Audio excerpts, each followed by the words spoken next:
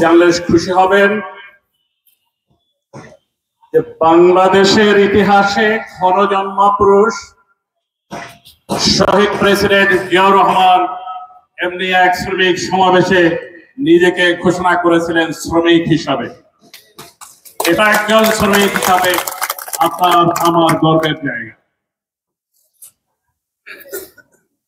শ্রমিক দলের সম্মানিত সাধারণ সম্পাদক একটি কথা বলেছেন যে জাতীয় নেতৃবৃন্দ আপনাদেরকে মূল্যায়ন করেন না। একটি কথা সবসময় স্পষ্ট মনে রাখবেন, আপনার জায়গা আপনাকে করে নিতে হবে। আপনার শক্তি আপনাকে অর্জন করতে হবে। আপনার শক্তির জায়গা আমি বলে দিচ্ছি। যদি নেতৃবৃন্দের কাছে আসেন, স্ট্যান্ডিং কমিটিতে আপনাদের নেতা জনাব নজরুল ইসলাম খান, এখন শ্রমিক দলকে যিনি দেখাশোনা করার দায়িত্ব যাকে দিয়েছেন জনাব শিমুল বিশ্বাস, তিনি ম্যাডামের বিশেষ সহকারী। এটাও আপনাদের বড় শক্তি নয়। আপনাদের মেইন শক্তি হলো আপনাদের দু হাত। আপনাদের মেইন শক্তি হলো আপনাদের ঐক্য। আপনাদের মেইন শক্তি হলো আপনাদের কাজ। এর মাধ্যমে প্রমাণ করতে হবে, এর মাধ্যমে জাতীয় নেতৃবৃন্দকে আপনাকে মেসেজ দিতে হবে যে আপনারা ঐক্যবদ্ধ। আমি একটু ছোট্ট একটা গল্প বলি আপনাকে। Labour law reform Asian Pacific রিজনের জাতিসংঘের পক্ষ থেকে একটা কনফারেন্স হলো ব্যাংককে। আমি সেখানে বাংলাদেশের পক্ষ থেকে, শ্রমিক দলের পক্ষ থেকে প্রতিনিধি হিসাবে ছিলাম। সেখানে অস্ট্রেলিয়া, নিউজিল্যান্ড থেকে বিভিন্ন নেতৃবৃন্দ আসছে সারা পৃথিবী থেকে। নিউজিল্যান্ড থেকে যে ভদ্রলোক আসছে, এখানে আপনাদের মেসেজ আছে, আপনাদের এখান থেকে জানার একটা বিষয় আছে। উনি হলেন অ্যাডভোকেট মিস্টার ললয়েট। তো ওনার দুইটা পরিচয়, উনি অ্যাডভোকেট এবং শ্রমিক নেতা। তো উনি শ্রমিক নেতা হিসাবে পরিচয় দিতে নিজেকে গর্ববোধ করেন। আমি ওনাকে প্রশ্ন করলাম যে তুমি তো একজন অ্যাডভোকেট, তো সমাজে মর্যাদা বেশি, তা তুমি শ্রমিক দলের নেতা বা শ্রমিকদের নেতা হিসাবে গর্ববোধ করছে, কারণ কি? তো হাসলো। হাসার পরে সে বলছে যে না জনাব, আমার দেশে একজন অ্যাডভোকেট নয়, একজন শ্রমিক নেতার মর্যাদা বেশি, তার গুরুত্ব বেশি। বুঝতে পেরেছেন কেন? আমি যখন তাকে প্রশ্ন করলাম, তার উত্তর হিসেবে তিনি দিলেন যে আমরা যদি কোনো কথা বলি, কোন সরকারকে আমার কথা শুনতে সে বাধ্য। কারণ দেশের মেজর পার্সন আমরা শ্রমিক। আমার দাবি দাবা যদি সে না মানে, আমি তাকে সিম্পল একটা শব্দ জানিয়ে দেই যে আগামী দিনে যে জাতীয় নির্বাচন আসছে, সেই নির্বাচনে আমি আপনাকে ভোট দেব না, সহযোগিতা করব না। সে যদি প্রধানমন্ত্রী হতে চায়, আমার কথা মানতে সে বাধ্য হয়। বুঝতে পেরেছেন আপনার শক্তি কোথায়? আপনার শক্তি আপনার ঐক্যে। আপনি যখন ঐক্যবদ্ধ থাকবেন, নেতা আপনার কাছে আসবে, নেতাকে আপনার টাকার প্রয়োজন হবে না। এখান থেকে আজকে আমরা শপথ নেই, যে কোনো মূল্যে আমরা ঐক্যবদ্ধ থাকবো। আমরা বাংলাদেশের মানুষ হিসাবে অত্যন্ত ভাগ্যবান এই মুহূর্তে আমি মনে করছি। কারণ এই মুহূর্তে জাতীয়তাবাদী দলের মাননীয় অ্যাক্টিং চেয়ারম্যান, সারা বাংলাদেশের মানুষের প্রাণ ভোমরা জনাব তারেক রহমান এমন একটি দেশে অবস্থান করছেন, আজকে প্রায় 15 বছর করতে বাধ্য হচ্ছেন, যেখানে গণতন্ত্র, মানবাধিকার এবং আইনের শাসন সুপ্রতিষ্ঠিত, এবং প্রতিদিন তার কর্মকাণ্ডের মাধ্যমে, কাজের মধ্য দিয়ে তাকে প্র্যাকটিস করতে হচ্ছে। আপনারা দেখে থাকবেন, তার গাড়ি তিনি নিজে চালাচ্ছেন, তার নিজের মায়ের খাবার তিনি নিজে হাতে করে নিয়ে যাচ্ছেন। এখান থেকে তিনি যে শিক্ষা নিয়েছেন, তার আভাস আপনারা পাচ্ছেন তার বক্তব্যে, তার আচরণে, তার কথাবার্তায়। তিনি স্পষ্ট মেসেজ দিয়েছেন যে আপনারা এই ফ্যাসিস্ট সরকারের আচরণ থেকে শিক্ষা নিন। আপনাদের কোন আচরণে, কারো কোনো ব্যবহারে যেন এর লেশ মাত্র না থাকে, অর্থাৎ কোন সন্ত্রাস, কোন মিথ্যাচার, কোন দুর্নীতি, কোন টেন্ডারবাজি না থাকে।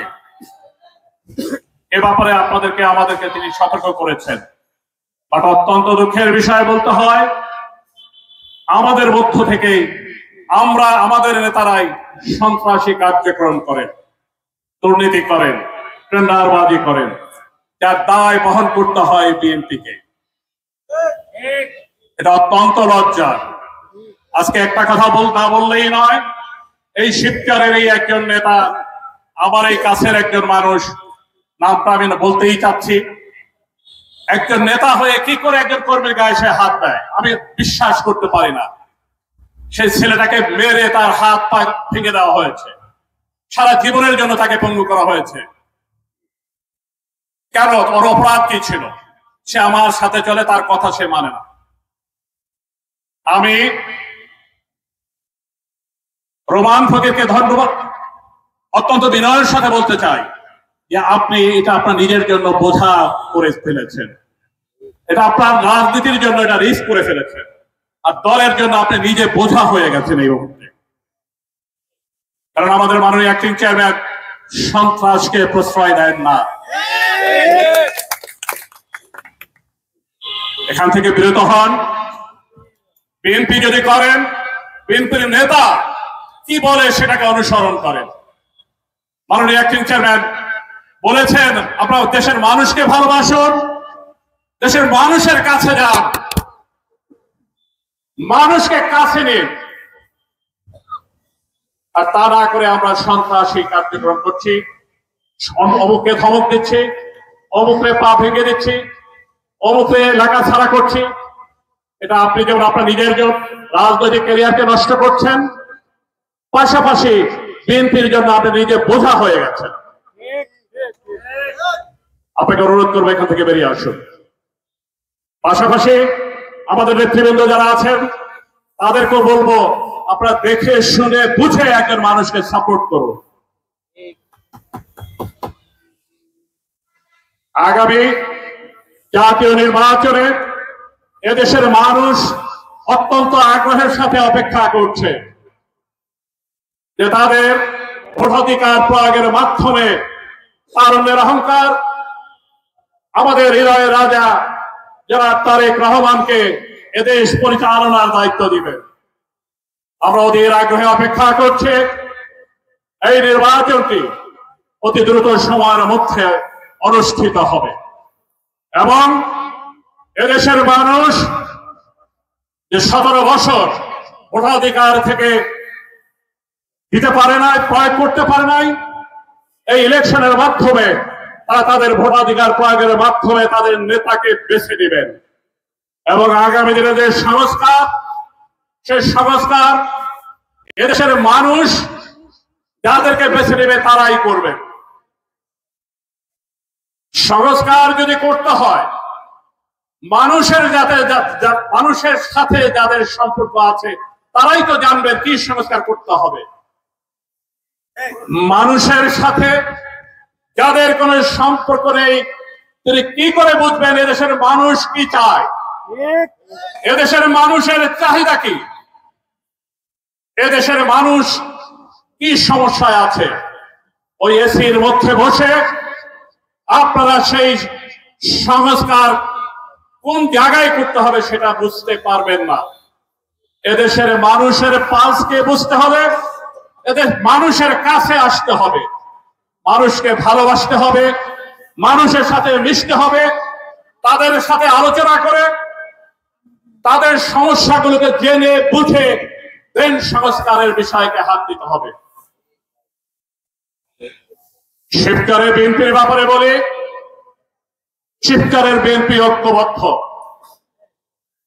শিবচরে মতের পার্থক্য থাকতে পারে, বাট বিএনপি সবার চলার পথ এক, সবার নির্দিষ্ট জায়গায় এক, সবাই তাকিয়ে আছে মাননীয় অ্যাক্টিং চেয়ারম্যান তারেক রহমান কি নির্দেশ দেন, সেই নির্দেশের দিকে তাকিয়ে আছে। ফ্যাসিস্ট সরকারের কিছু সহযোগী আছেন, এই যে আমাদের যে মতের পার্থক্য রয়েছে তার সুবিধা নিতে চান।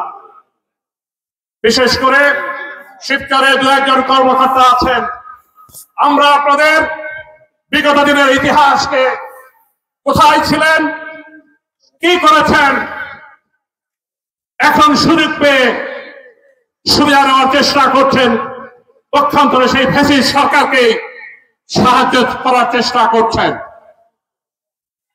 আশা করবো আগামী দিনে আপনারা এদের আইন অনুযায়ী আপনার চেয়ারের যে দায়িত্ব সে দায়িত্ব পালন করবেন।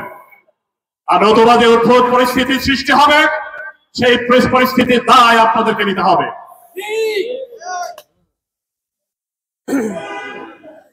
প্রিয় নেতৃবৃন্দ, প্রিয় ভাই বোনেরা, আগামী যে সময় সে সময় আমাদের অত্যন্ত কঠিন সময় হয়ে আসতে পারে, বলা যাচ্ছে না। আপনারা মাননীয় অ্যাক্টিং চেয়ারম্যানের বক্তব্যের দিকে লক্ষ্য রাখবেন, তিনি কখন কি নির্দেশনা দেন, সেই নির্দেশ মতে আমরা চলবো, সেই নির্দেশ মতে আমরা বলবো ইনশাআল্লাহ। এবং আগামী দিনে শ্রমিক দল ঐক্যবদ্ধ ভাবে চলবে।